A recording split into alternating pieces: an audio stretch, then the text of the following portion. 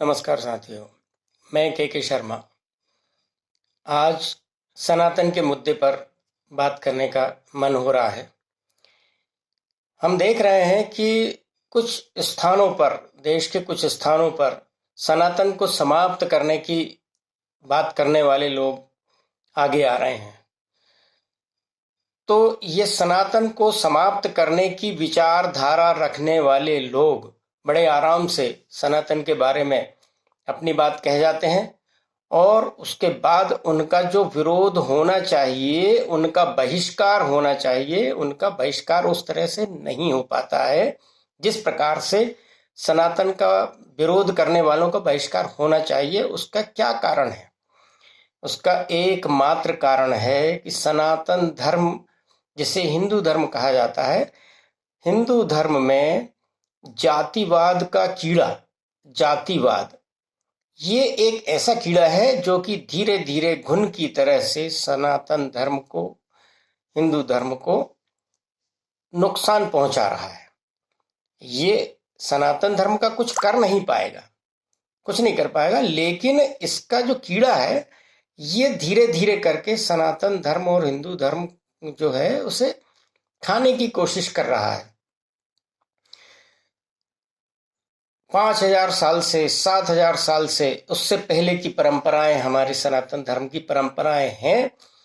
और आदिकाल से देखा जाए तो सतयुग, सतयुग से उसके बाद में त्रेता, उसके बाद में द्वापर, द्वापर के बाद में फिर कलयुग, हर समय में सनातन धर्म उपलब्ध रहा है। और उसमें बात यह है कि सनातन धर्म में जो अच्छाइयाँ थी वो अच्छाइयाँ तो हमने नज़रअंदाज कर ली, उनको हमने ध्यान नहीं दिया।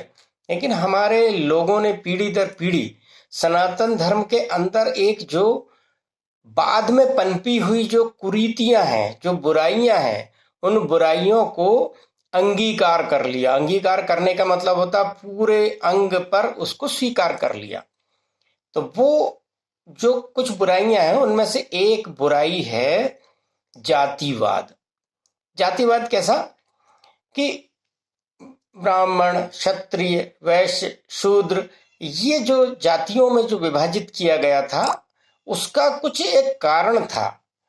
जो लोग पंडिताई करते थे, जो लोग भगवान के भजन पूजन में मग्न रहते थे, वो साधु हो जाते थे, उनकी जो आने उनका जो है, उन्हें ब्राह्मण कहा गया कि भाई ये भगवान के भजन पूजन में हैं। उसके बाद में जो अपने देश की, पहले तो छोटे छोटे देश होते थे, आपको पता है हमारे देश में 546 के लगभग रियासतें और देश थे, छोटे छोटे देश थे, राज्य थे, उन्हें राज्य कहा जा सकता है।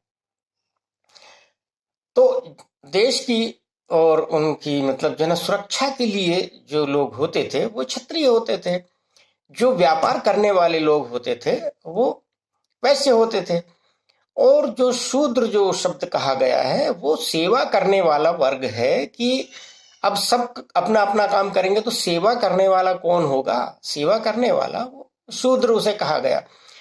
असल में क्या है कि वो जो शूद्र का जो वर्ग था वो कुछ ऐसा वर्ग था उस समय के हिसाब से, जो आदिकाल के समय, कि वो कुछ अपने व्यसनों में संलग्न था, वो कुछ अपने मांस मदिरा का सेवन करने वाला वर्ग था।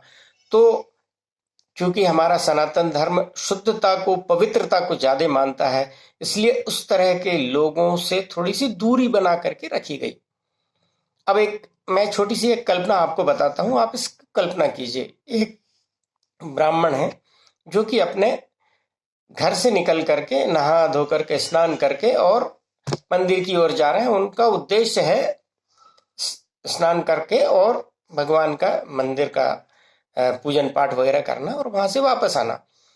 इसी बीच में उनके सामने एक कोई साफ सफाई करने वाला व्यक्ति आ रहा है, जा रहा है। उससे उन्होंने थोड़ी दूरी बना करके चलना चाहा कि भाई अब मैं नहा धो करके आया हूं, अगर तो मुझे भगवान के पवित्रता का भाव है। दूसरी ओर से वो आ रहा है, वो अपना साफ सफाई का काम कर रहा है। वो जब साफ सफाई का काम करके पूर्ण हो जाएगा उसके बाद में उसका स्नान का काम शुरू होगा। अभी वो स्नान नहीं किया हुआ है और अभी मतलब जो है ना, तो ऐसे लोगों से थोड़ी जो दूरी बना के रखी गई उसको बहुत अधिक प्रचारित किया गया और ये कहा गया कि इसमें तो छुआछूत का प्रावधान है। और उसी के कारण से हमारा सनातन धर्म धीरे धीरे करते करते पीढ़ी दर पीढ़ी कुछ लोगों ने उसे अपना अधिकार समझ लिया कि ये अछूत लोग हैं, इन लोगों को छूना नहीं है, इनका ये असल में क्या है, ये एक बीमारी होती है। जब राजा को जो बीमारी लगती है उसके पुत्र जो राजकुमार होते हैं उसको भी वो बीमारी लग जाती है, उसके पुत्रों को भी वो बीमारी लग जाती है। तो ये एक प्रकार की बीमारी थी जो कि धीरे धीरे करते करते वो एक विकराल रूप ले गई और जातिवाद पनप गया। तो मैं यही कहना चाहता हूं कि ये जातिवाद हमारे हिंदू धर्म को, सनातन धर्म को इतना कीड़े की तरह से, घुन की तरह से खा रहा है। इसी जितनी जल्दी से जल्दी समाप्त किया जाए वो सही होगा। और उसके बारे में मैं एक अलग से आपको वीडियो डालूंगा। बस यही कहना है कि हिंदू धर्म में, सनातन धर्म में जातिवाद का कीड़ा यदि समाप्त कर दिया जाए, सारे लोग एक बराबर हों, तो उसके बाद में कोई संशय नहीं है कि सनातन धर्म पूरे विश्व का धर्म है। पूरी दुनिया के लोग इसे अंगीकार करेंगे, पूरी दुनिया के लोग इसे अंगीकार करेंगे। सिर्फ यही एक कमी है, इस कमी को दूर कर दें, इस कमी को समाप्त कर दें। और वो कैसे की जाएगी, मैं इसका बीड़ा उठाया हूं। आने वाले समय में मैं आपको इसके बारे में अपने वीडियो के माध्यम से बात करते रहूंगा।